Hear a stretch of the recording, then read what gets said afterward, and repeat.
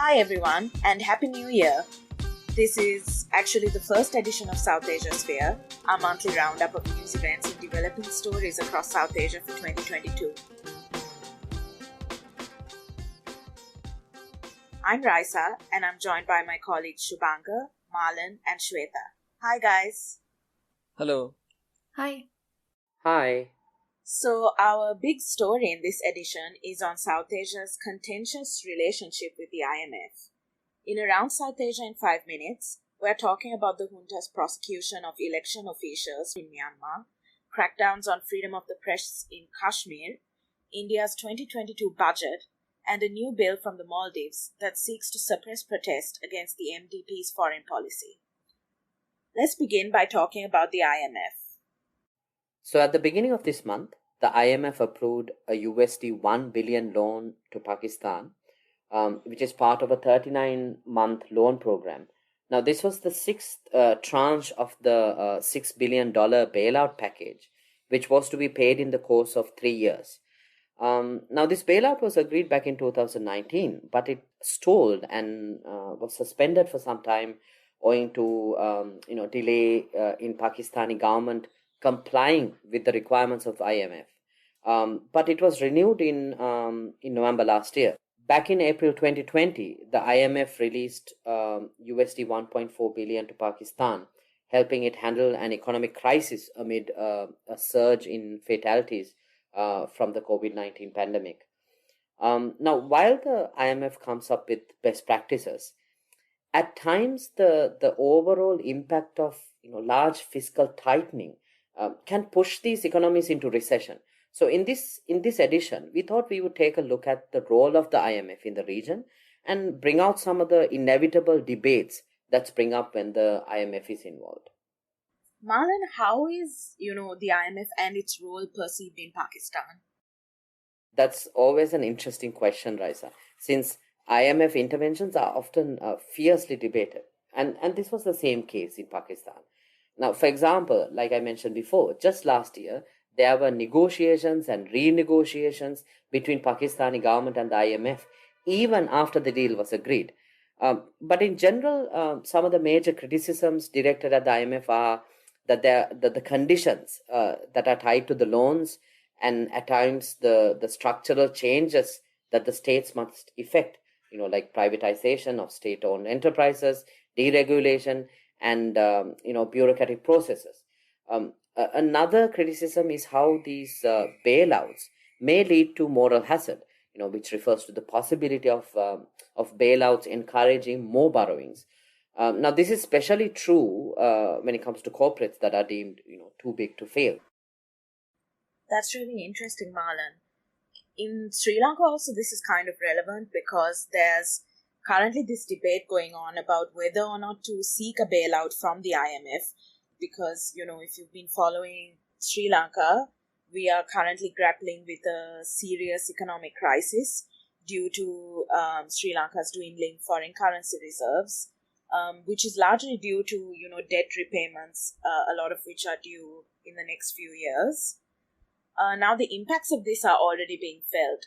In the past month, there have been unscheduled regular power cuts, price inflation, and there's also a shortage of some medicines, milk powder, and kerosene and other essentials. But despite all these difficulties, there's still this very strong debate on whether or not to go to the IMF at all, with some arguing that the cure might be worse than the disease, given the very stringent conditions IMF will likely put in place, as in Pakistan. Now, unspoken here is that many of the people who are floating this narrative do not want to see reduced activity or even a crash in the stock market. So it's mostly members of the business community and traders who are kind of floating this kind of theory. But there are others who are saying that Sri Lanka has no other option given its shortage of foreign currency reserves. Now, some economists have also been advocating that Sri Lanka default on its sovereign debt and instead use its foreign currency to buy essentials like fuel and medicine. But there's also been really strong opposition to that idea as well.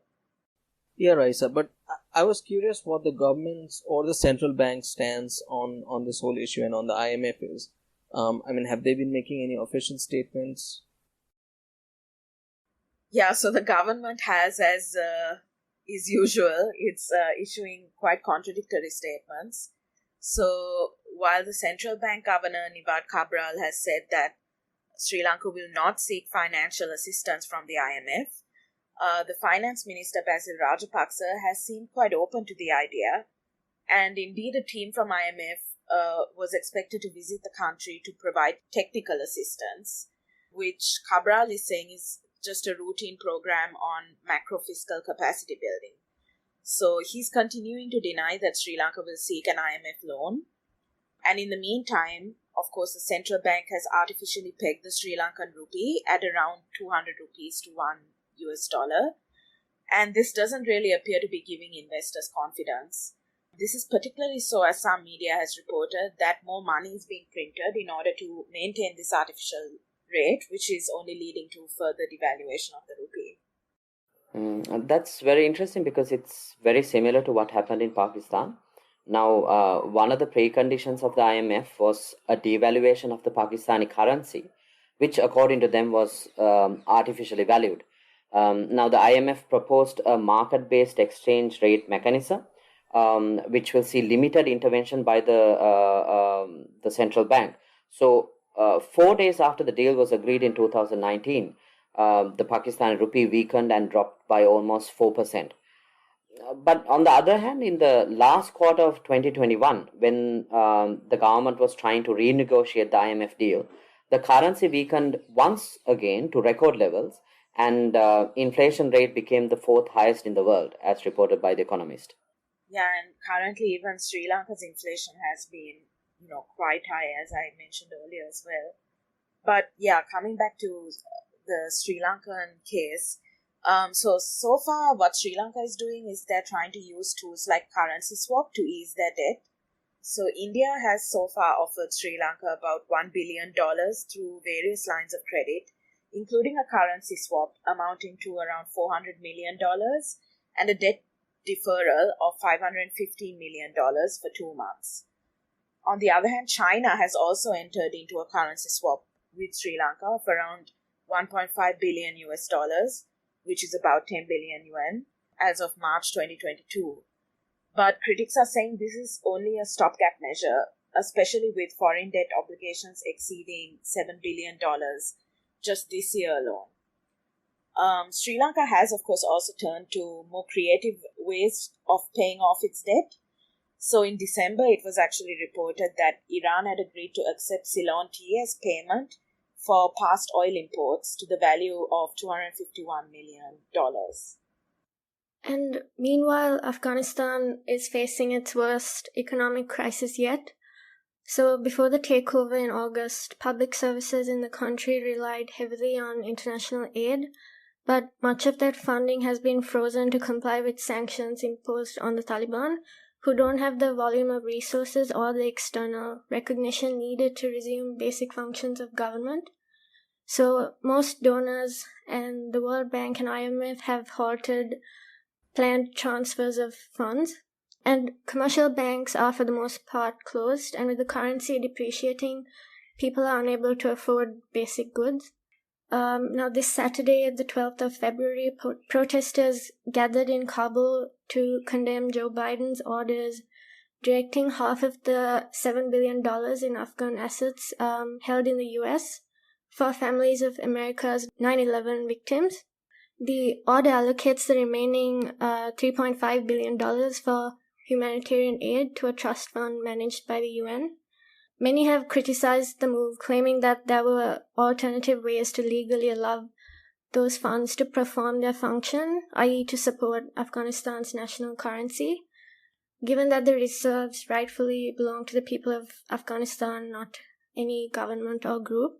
And by trying to split the difference between domestic political pressures, the Biden administration's move could chart the worst-case outcome for the economy, making Afghanistan entirely reliant on small amounts of foreign aid. So the global aid economy has been caught up in domestic politics in Nepal as well. Although in this particular case, it's not exactly with regards to the IMF or other multilateral agencies. Instead, it's the fate of a grant by the US-supported Millennium Challenge Corporation, or MCC, which is at the center of Kathmandu politics these days. And recently, it appears to have also been shaping, everything from what happens to the ruling coalition to, talking points about the next elections. And I think we've briefly also mentioned the controversy over the MCC in a previous episode of the podcast, right? Yeah, right, Shweta. So, just to recap for people who have not followed up on this, so a compact for a grant worth USD 500 millions, largely for building electricity transmission lines, was signed in 2017 between the Nepal government and the MCC, which is this US government-run aid agency. But the compact also needs to be ratified in the parliament, which is something that has been deferred and delayed so far. And this subject has suddenly become controversial over the last few years, largely because of the narrative about growing power competition between US and China and Nepal, but broadly in South Asia and Asia. And all of this is, of course, kind of helped by a lot of misinformation. And the recent development is that the US State Department warned that a further delay beyond the month of March could actually mean a cancellation of the grant. And I think more crucially, a review of US-Nepal relationship.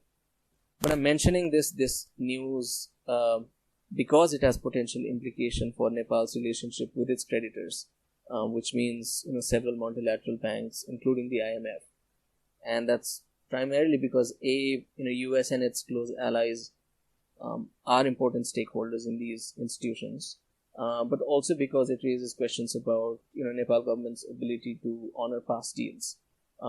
What's worth noting is that while Nepal's external debts are nowhere as close as high as Sri Lanka's or Pakistan's, but their overall debt levels have actually tripled in the last 5.5-6 years.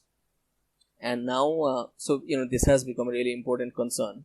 And now there's a renewed push by the largest party in the coalition, which is the Nepali Congress, to ratify the compact, even though its coalition partners, which includes the Maoist and another breakaway faction of a communist party, even though the coalition partners are so far against it.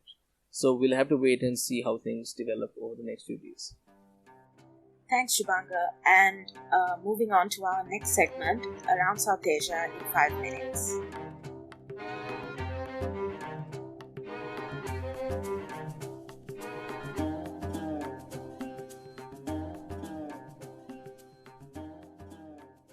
So, over in Maldives, the government headed by the Maldivian Democratic Party wants to introduce a bill to outlaw protests against the government's foreign policy on grounds that they endanger national security.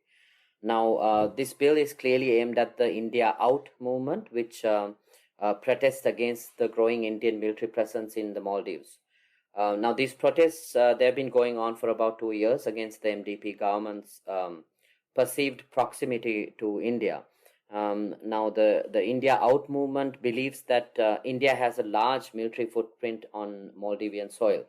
And the movement also points towards the agreement between India and the Maldivian government to develop and maintain a Coast Guard harbour and dockyard at Uttru a strategically located atoll near the Maldivian capital of Male. So, in Myanmar, the military regime has started prosecuting a large number of individuals who oversaw the 2020 general elections. The number could be as many as 2,500 according to them. This includes the election commission leadership and other officials, many of them appointed during the NLD government's rule. But it also includes political leaders like the president, U Win Mint, and state councillor Aung San Suu Kyi, and other state and regional chief ministers. Clearly, this is in line with the government's larger and unsubstantiated argument that there were electoral frauds that actually led to the NLD's victory, which is the argument they also used for annulling the election results. But earlier this month, a junta court fined 12 election sub-commissioners from the Shan state, again for frauds during the election. And it's expected that many more will face trials in the days ahead. Interestingly, the Irrawaddy, which is a Myanmar-based publication, reports that the election fraud charges have so far been only brought against civilian election commissioners, even though many former military officers and other bureaucrats were involved in the electoral process. So, it basically seems like a way to completely undermine the Union Election Commission, which is the independent constitutional body for overseeing elections in Myanmar. In Kashmir, the editor of news portal Kashmirwala, Fahad Shah, was arrested by police on February 4th in Srinagar for posting anti-national content, according to them, seemingly for his coverage of a police raid which left 4 people dead. While the military described them as militants, Shah had interviewed one of the victims' family members, noting that he was a civilian. His arrest is only the latest in a crackdown on press freedom in Kashmir. Just last month, Sajad Gul, also a contributor to Kashmirwala, was also arrested over his social media posts. While he was granted bail on January 15th, he remains in detention as police filed another case against him.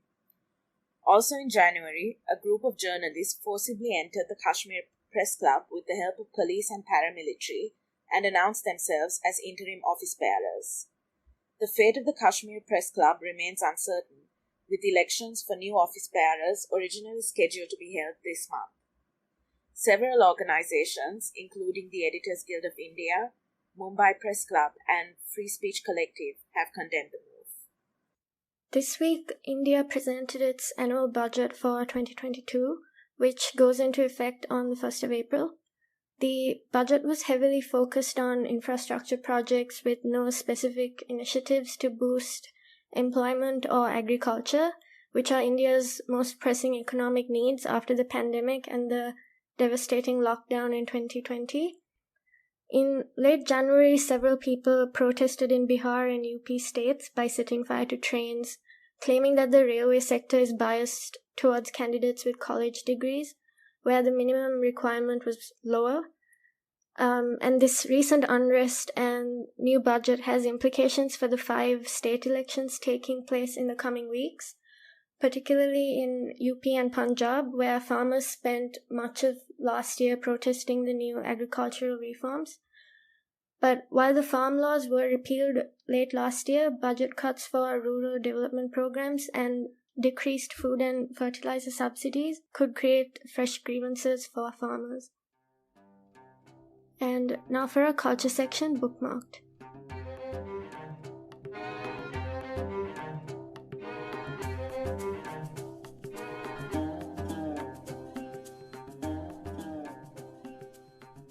So, did you guys know that Wordle can actually save lives? I did not know that. Okay. Wait, are you talking about that news story about the kidnapping? Yeah. So last week in Chicago, so a daughter of an 8-year-old became suspicious when her mother didn't send her a Wordle update in the morning. And apparently she was held hostage. I mean, it's a crazy story if you want to check it out. And she had been held hostage for like 17 hours. And the police was alerted by the daughter. And good news, the woman was rescued. So yeah, Wordle can actually save lives. I know we've all jumped into the Wordle bandwagon because that's what this is what we kind of talk about now for the last few weeks. Our morning meetings, we start with Wordle updates. So I guess the first thing I would want to ask you all is, okay, why do you like it? That's number one. And I have heard that there's so many variations of it now. I'm a bit boring. I'm just stuck to the the standard version. And I think I saw so many variations that have been like shared on social media. I saw that there's one that is made on Excel also. So I haven't really ventured into the Wordle multiverse. So I guess the second question is, what are the other Wordle variations that you guys have tried? Okay, I guess I'll start. I think I've already said this before, but the reason that I kind of like it, in answer to your first question, like I kind of play it first thing in the morning, and it gives me this strange feeling of accomplishment that at least I can guess. Even when you fail? At least I can guess a 5-letter word if nothing else goes right. Yay. So that's kind of why I liked it. We were also saying no spoilers for those who haven't guessed it yet, but today's word is very appropriate given today's Valentine's Day. Yeah. It's scenic, by the way. Oh, you guessed. Okay, you guessed it. I didn't want to say it in case I spoiled it. But yeah. Oh, are there anyone? Okay, did I spoil it for anybody here? You spoiled it for me, but but I'm sorry. You did and you did, because I gave it a few go and I couldn't solve it, so I just gave up. All right. Anyway. Yeah, so that was in answer to the first question. Yeah, and the second one, I mean, yeah, I've heard of lots of different variations. I haven't really tried them yet, but I've gone and kind of looked at a few. I think most recently, the one that I saw and like kind of checked out was Wordle, which is like Singaporean English, which uses very specific, it's like a mixture of Malay, Chinese, and English. So they just launched like their version and people have just started playing it. So that one seems fun. There's also one for Pokemon, but that's quite complex because that's you have to guess like the generation and like different statistics, and it looks quite complicated. But if you're a Pokemon fan, there's a version called Squirtle, and there's so many different versions. So yeah. And I've come across and attempted, unsuccessfully I might add, 2 Tamil versions of Wordle. One is relatively easy. You have to find the hidden 4-letter word in 6 attempts. And there's another one with unlimited tries for a 5-letter word. Now, because the Tamil script is syllabic, it's like around over 200 compound syllables, there's too many potential combinations. That's a nightmare. At least that's what I'm telling myself. Yeah. Shubhag, what about you? No, I've been hearing about a few variations, but the one I've tried most recently is Wordle in Hindi. This one, it's actually quite simplified, so maybe it's still something in development, although it says there's a new word every day. So you have to fill in 3 letters, and they actually make it quite easy because they fill in the vowels or the vowel markers. And so I actually gave it a go today, and I got the word in one go because it's a very obvious word. So do they give like some sort of clue, or just no, there's no outright? You just guess, and there's unlimited try. But yeah, I mean the nice thing about Wordle is actually it made me think about what other variations could work. I mean, not just in Wordle, but all kinds of let's say crossword related genre, because depending upon the way the script works, I guess you could imagine really wild variants in different languages and scripts. But yeah, I too haven't ventured out too far. I heard of much more different variation, which is more like a cartographic variant. So it's called Wordle, and I think you attempt based on the outline of a territory, you say where in the map it is, and it tells you how far off you are, or how long. So it gives you like a picture, or yeah. So you basically get like a vector graphic, like an outline. Nice. Okay. But yeah, I guess we'll see more of these going ahead.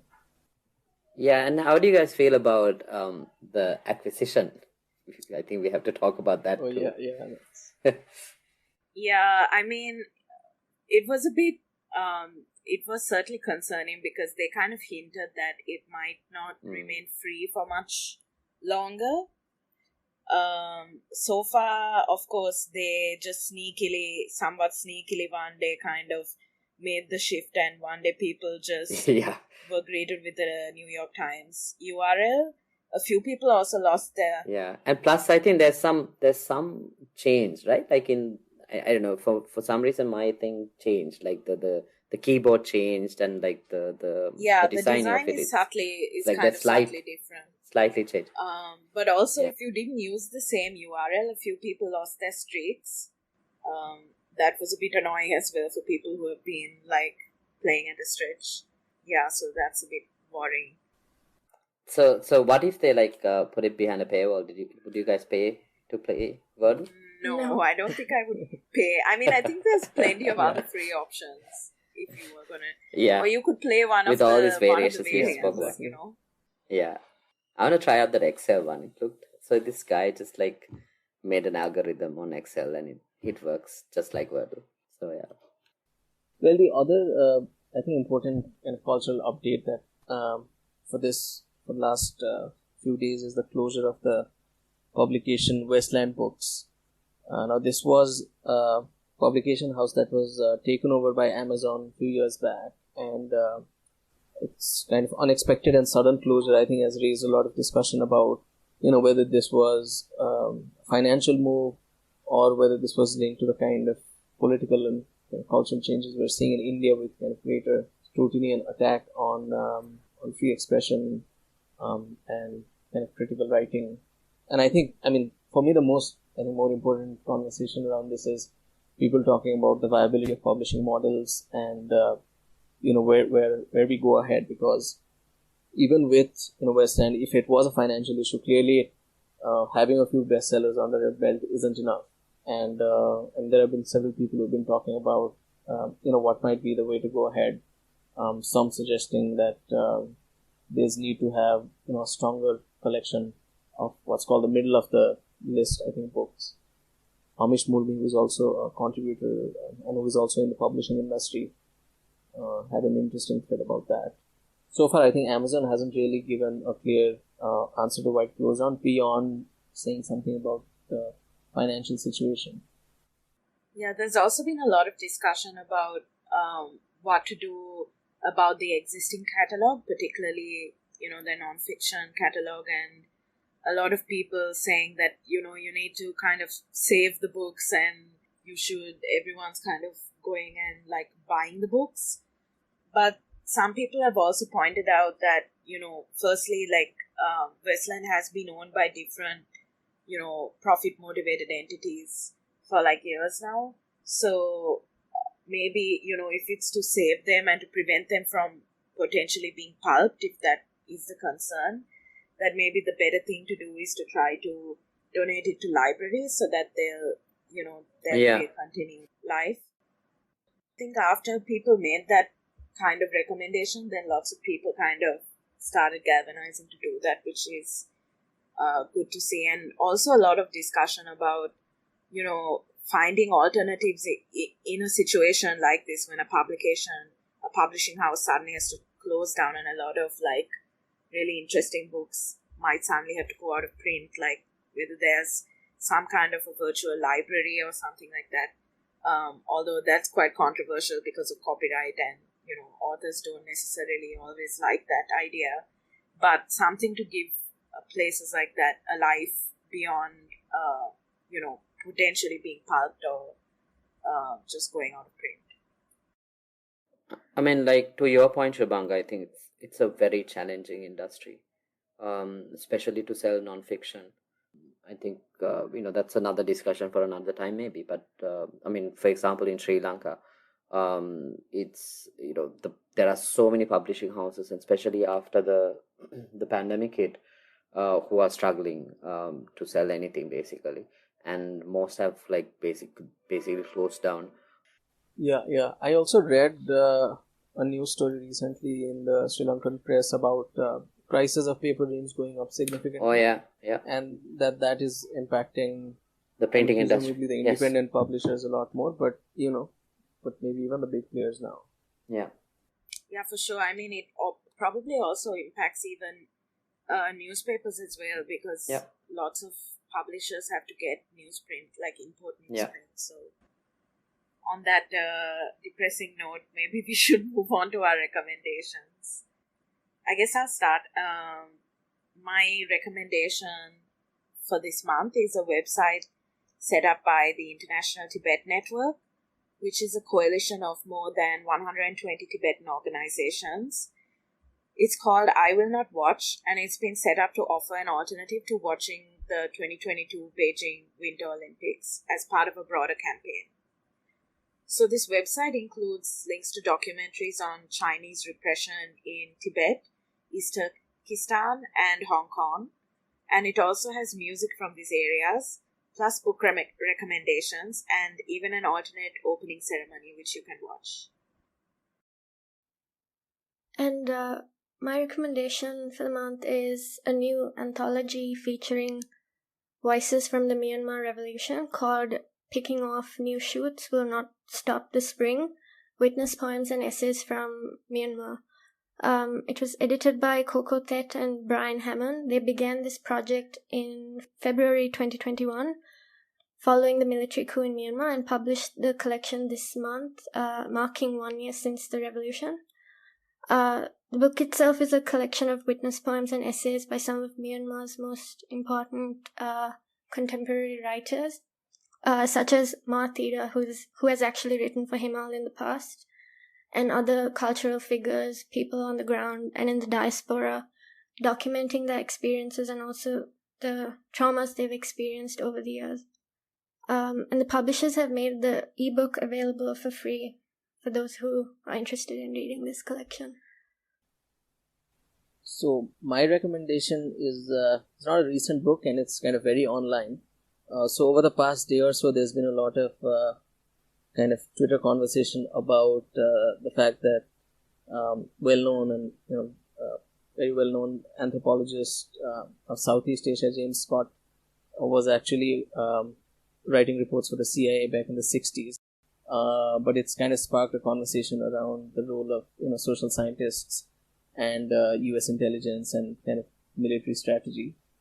So related to this, there's this book from 2016 by David Price called Cold War Anthropology, the CIA, the Pentagon, and the Growth of Dual-Use Anthropology. And it's a really fascinating account of how a lot of anthropologists were in some cases directly and in some cases indirectly working for the U.S. State Department, CIA, and kind of the broader intelligence community in the 60s and 70s.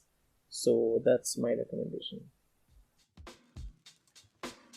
And on that note, that's it for this edition of Southasiasphere.